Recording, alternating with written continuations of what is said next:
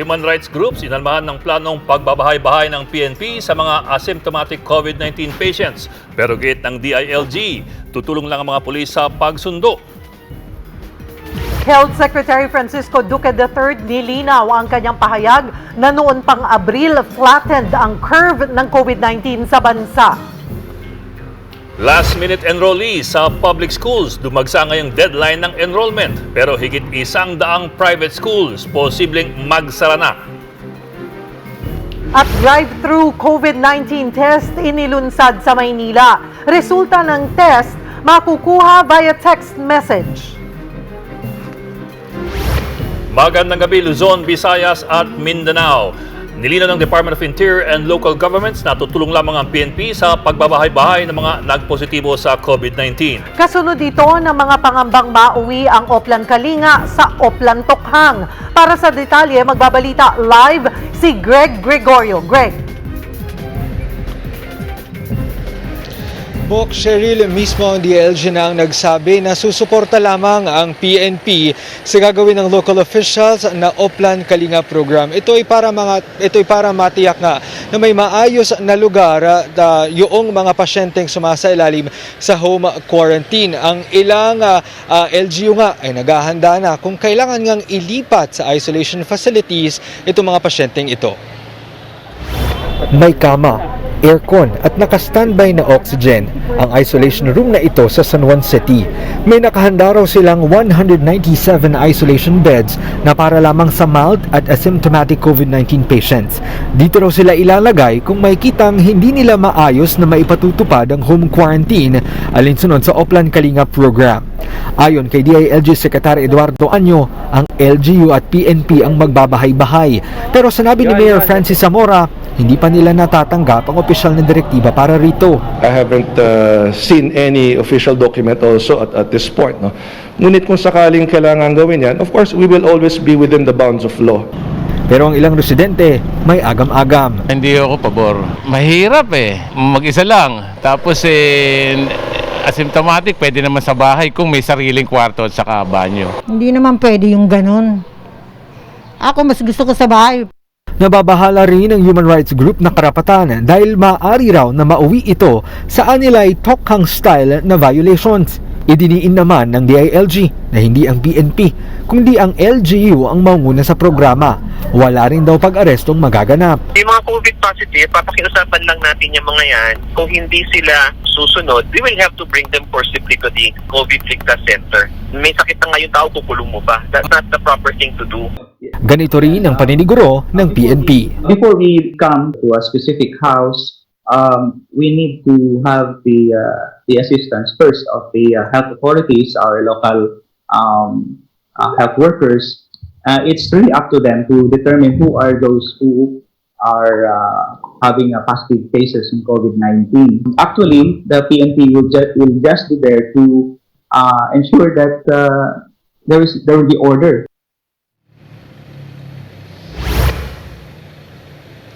Bok, Cheryl, ayon naman sa Department of Health, otorisado ang mga Barangay Health Emergency Response Team ng mga LGU para i-monitor itong kalagayan ng mga pasyenteng nasa ilalim sa home quarantine. Maaari rin silang magrekomenda sa kanilang mga local officials na siya namang maaaring magdesisyon kung kailangan nang ilipat sa isolation facilities ang mga pasyenteng ito. Bok, Cheryl? Greg, klaruhin lamang natin, ano ba ito? Pakiusapan? Pwede bang tumanggi kung ayaw? Or talagang sapilitan na dadalhin kapag nalaman o nagpositibo ang isang pasyente sa COVID-19? Cheryl, batay sa pagkipag-usap natin kay DILG Undersecretary Jonathan Malaya, ito'y pakikiusapan yung mga COVID-positive patients na nasa sa ilalim sa home quarantine. Kung hindi naman akma yung kanilang lugar para nga sa home quarantine, sila ay pipilitin na pakikiusapan na lumipat na lamang sa isolation facilities. Pero kung magmamatigas, o kung tatanggi talaga at hindi makikiisa sa otoridad, ay ang term ay they could forcibly take them to isolation facilities. Pero ang panawagan niya sana wag nang dumating doon sa puntong ito dahil ang layunin lang naman ay mapigilan yung posibleng paglala ng community transmission sa pagsasagawa ng mga home quarantine na hindi nakakasunod sa health protocols. Cheryl? At linawin din natin, ano ba yung requirements para manatili na lamang o mag-home quarantine na lamang ang isang asymptomatic o may mild na symptoms? Cheryl, ayon sa Department of Health, 4 yung requirement. Una, dapat ang pasyente ay may sariling kwarto. Pangalawa, dapat may sariling banyo. Pangatlo, dapat wala itong kasamang senior citizen o buntis doon sa kanyang bahay dahil itong dalawang ito ay kabilang sa vulnerable sector. Pang-apat, dapat siya ay namomonitor ng lokal na pamahalaan. Kung isa man sa 4 na requirement na ito ay hindi ma-meet ng pasyente, ibig sabihin hindi siya maaaring mag-home quarantine at dapat siyang ilipat sa isolation facility. Cheryl? Ang tanong din, do we have enough isolation facilities para i-accommodate lahat ng magpopositibo sa COVID-19 na may mild or asymptomatic?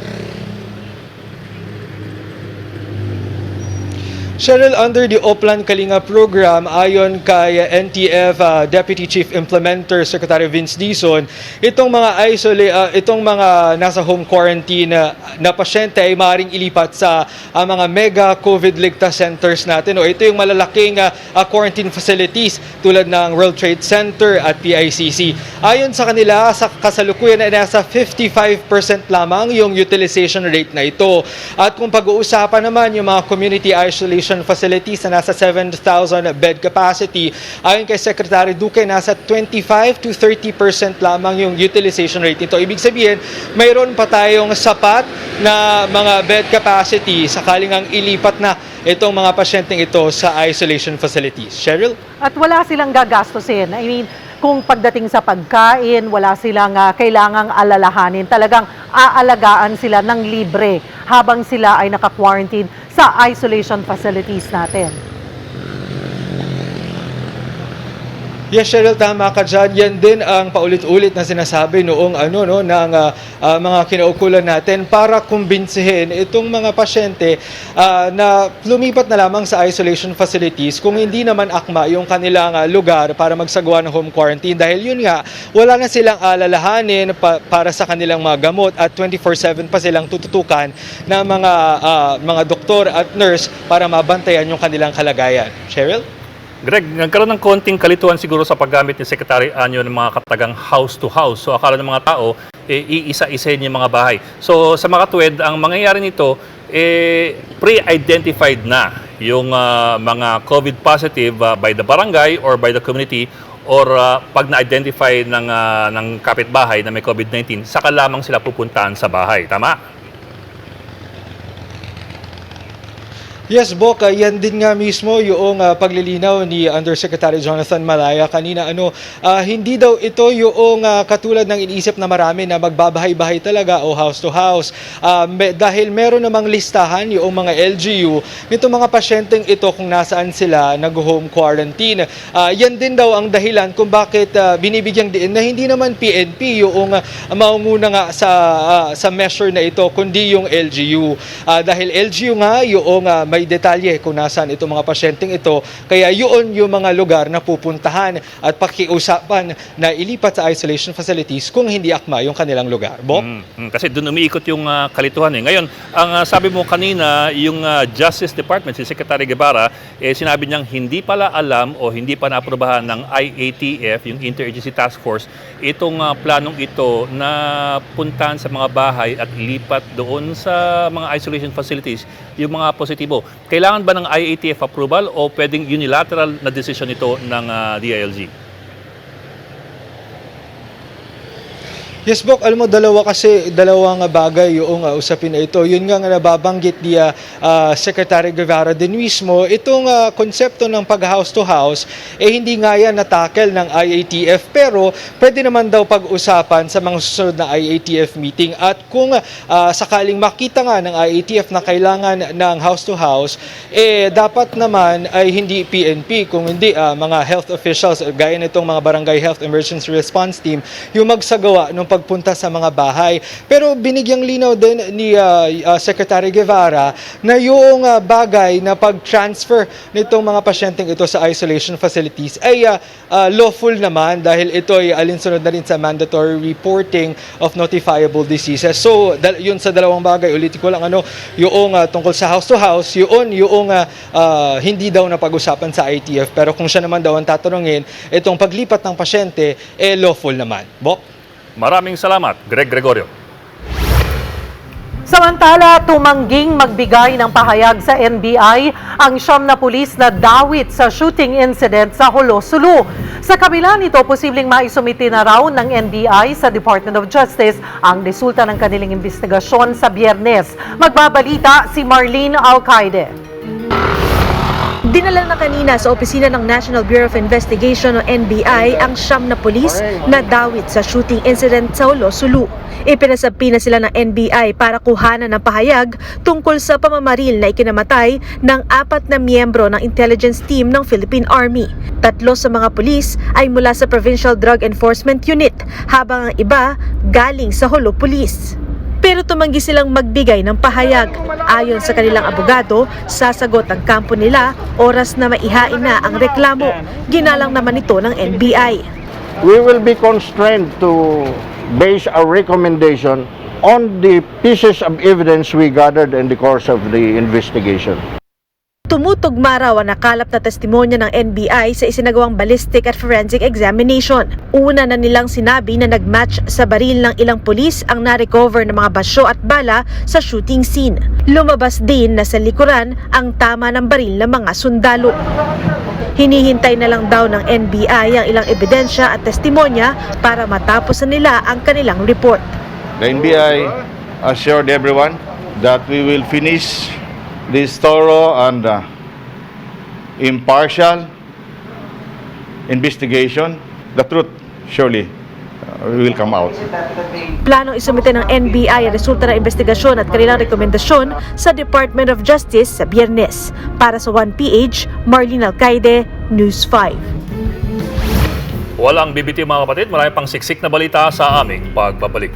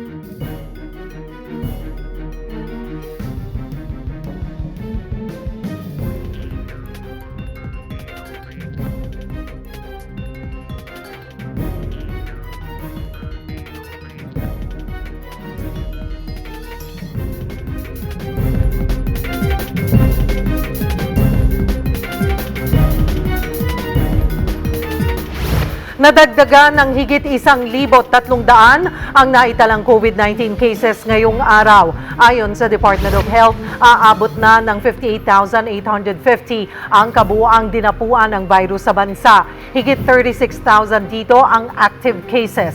Kabilang sa mga nagpositibo sa virus, si Public Works and the Highway Secretary Mark Villar. Ilang araw lang ito mula nang italaga siya bilang COVID-19 isolation czar. Ang DPWH kasi ang nangunguna sa pagtatayo ng pasilidad para sa COVID patients. Hindi na nagbigay ng ibang detalyeng kalihim kaugnay ng kanyang kondisyon. Pero ilan sa mga nakasalamuha niya, sina Presidential Spokesperson Harry Roque at Defense Secretary Delphine Lorenzana ay nagpatest na at nagnegatibo sa COVID-19. Hanggang ngayong araw na lang ang tinakdang pagpapatupad ng General Community Quarantine or GCQ sa Metro Manila. Pero kung may extend yan o hindi, ngayong gabi pa lang din malalaman. Ayon sa palasyo, inaasahang mamaya i-anunsyo ni Pangulong Duterte ang susunod na quarantine status sa iba't ibang panig ng bansa. Kapon pa lang daw kasi tinapos ng Interagency Task Force ang rekomendasyon. May ilang probinsya rin daw na umapela sa quarantine status ng kanilang lugar. Pero sa press briefing kahapon, sinabi ni Presidential Spokesman Harry Roque na hindi na pag-usapan sa IATF meeting ang paglalagay sa Metro Manila sa modified GCQ. Nilinaw ni Health Secretary Francisco Duque III ang pahayag niya tungkol sa flattened na ang curve ng COVID infections. Sa virtual pre-SONA, sinabi kasi ni Duque na flattened na ang curve noon pang Abril. Ang ibig sabihin lang daw niya ay nasimula nang mapabagal ang paglobo ng COVID cases kasunod ng enhanced community quarantine. Kung dati ang case doubling time daw ay halos 3 araw, ngayon aabutin na ng 8 araw bago dumoble ang kabuang bilang ng COVID cases. Ipinaliwanag din niya ang dahilan ng pagdami ng confirmed COVID cases. Ibig ko sabihin dito ay nasimula po natin na iniko o na ikurba yung epidemic curve in April after the imposition of the ECQ noong March 17. But now we are seeing an increase in cases dahil po sa expanded testing capacity natin and community transmission ay nangyayari po ngayon. Kumpiyansa ang Department of Education na maaabot ang target na 80% enrollees ngayong taon. Yan ay kahit natapos na ngayong araw ang enrollment sa mga public schools. Nagbabalita si Marian Enriquez. Maagang pumila ang mga magulang sa Rizal High School sa Pasig para ihabol sa pag-enroll ang kanilang mga anak sa deadline ngayong araw. Ang ilan sa kanila may agam-agam sa blended learning, pero mas mabuti na raw ito kaysa wala. Mas gusto ko talaga yung mga mapasa sa eskwelahan yung mga bata. Kasi kung sa bahay lang, hindi ko rin maasikas kasi umaasok lagi eh. Inanol ko pa rin. Siguro, matuturoan ko din pagdating ko na, ganun. May internet na kami sa bahay, pero hindi naman ganong nagkukuhan siya. Okay ang kanya, signal. Minsan nawawala-wala. Ayon sa pamunuan, mas mataas ang enrollees nila ngayong taon na umabot ng 11,000 kumpara sa 10,000 ng nagdaang school year. Huwag kayong matakot sapagkat hindi naman po papasok sa school ang inyong mga anak. We will do the distance learning para ang anak po ninyo ay patuloy na mag-aral habang tayo po ay nasa pandemya. Dumami rin daw ang transferees mula sa private schools. Malaking tulong daw kasi ang plano ng Pasig LGU na makapagbigay ng 138,000 tablets sa mga estudyante sa Setyembre. Pero habang wala pa ito, paggagamitin muna sila ng self-learning printed modules. Ngayong linggo ito ipiprint at sa unang linggo ng Agosto naman ipamamahagi. Ayon naman sa Department of Education, nasa 72.7% na o 20.22 milyong estudyante na ang nakapag-enroll mula public at private schools. Pero kumpiyansa raw silang maaabot ang 80% target enrollees mula sa kabuuang bilang ng mga estudyante noong nakaraang school year. The first 2 weeks na purely remote ay mas mabilis yung rate of increase. So mas bumagal talaga doon sa latter period dito sa Dropbox enrollment kasi nire-retrieve pa yan physically and then nire-re-input yung written enrollment and survey form.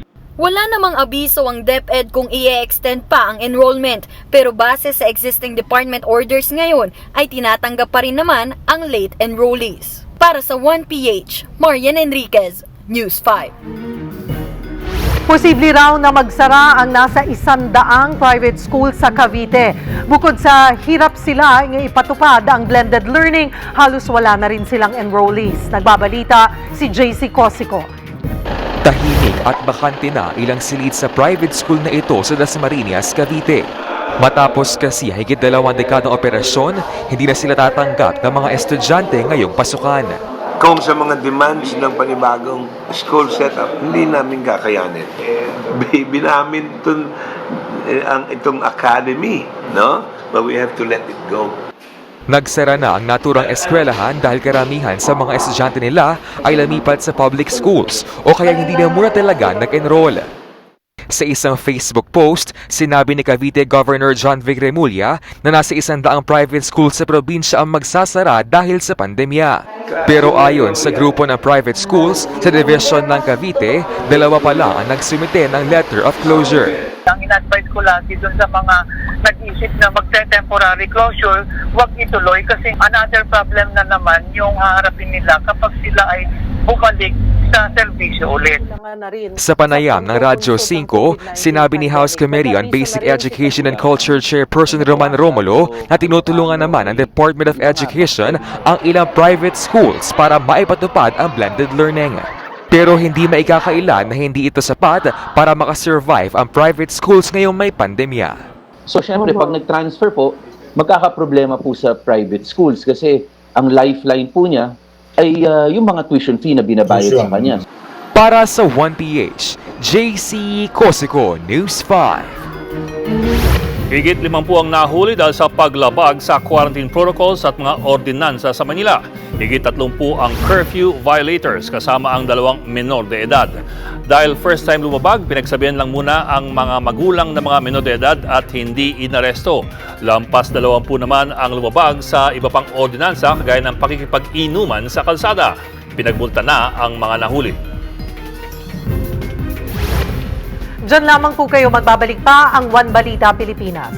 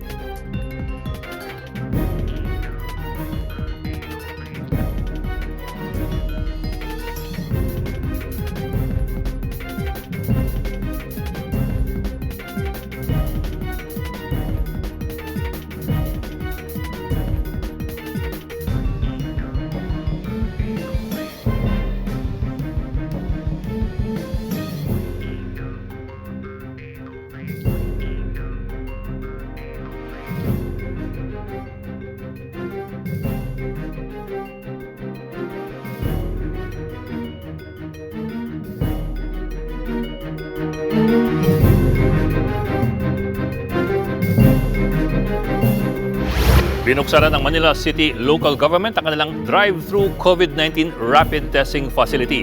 Maaaring magpa-test ng libre ang mga residente ng Maynila at taga-ibang lungsod na nakasasakyan. Ang Manila Health Department ang kukuha ng mga blood samples. Iproproseso ang mga ito sa bagong biling COVID-19 serology testing machines na mayroon umanong 99.6% specificity. Lalabas ang resulta makalipas ang 30 minuto na ite-detect sa nagpa-test. Kung magpositibo, kailangan silang isa-ilalim muli sa swab testing batay po sa protocol ng DOH. Araw-araw bukas ang drive-thru testing sa tapat ng monumento ni Andres Bonifacio. We are offering other means. And this is one way of doing it. Making it available 8 hours a day. Any John Does and Mary, not only Manilans, but for any person who will pass by a busy road of Loton can have a free test for peace of mind and all other reasons behind it. Sa mga bibiyahe panorte, good news dahil mapapabilis na yan matapos po makumpleto ang last segment ng Tarlac Pangasinan La Union Expressway o T-Plex. Kung galing kayo ng Tarlac, 1 oras na lang ang biyahe sa halip na higit 3 oras papunta sa La Union. Ang higit 6 na oras na travel time mula Manila papuntang Baguio City, abay mga ngalahati na dahil po yan sa T-Plex. Isa ang T-Plex sa mga proyekto ng Build, Build, Build program ng gobyerno. People need that so that they can transport their goods to and from La Union to Manila or to the other provinces. So that's number one. Number two, it hires people. It creates a lot of employment. And when there is employment, people will buy, will have money, and they will go to they will invest money in their own homes. We have not cut the budget of the Build, Build, Build program because this is the program that will pull our economy out of the slump that we experience because of the COVID-19 pandemic. Pwede lang bumiyahe, no? Oo, hindi pa.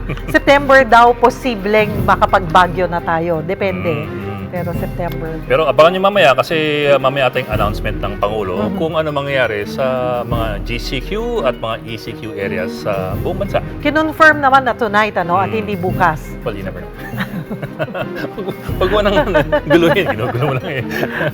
At yan po yung 30 minutos paspas na balitaan ngayong gabi, ika-15 ng Hulyo. Ako po si Edling Gao. At ako naman po si Cheryl Cosim para sa iba pang news updates. Tumutok lamang sa 1PH sa Signal TV Channel 1. Live din po kaming mapapakinggan sa Radyo 5, 92.3 News FM. Kami ang boses ng pinagkakaisang Pilipinas.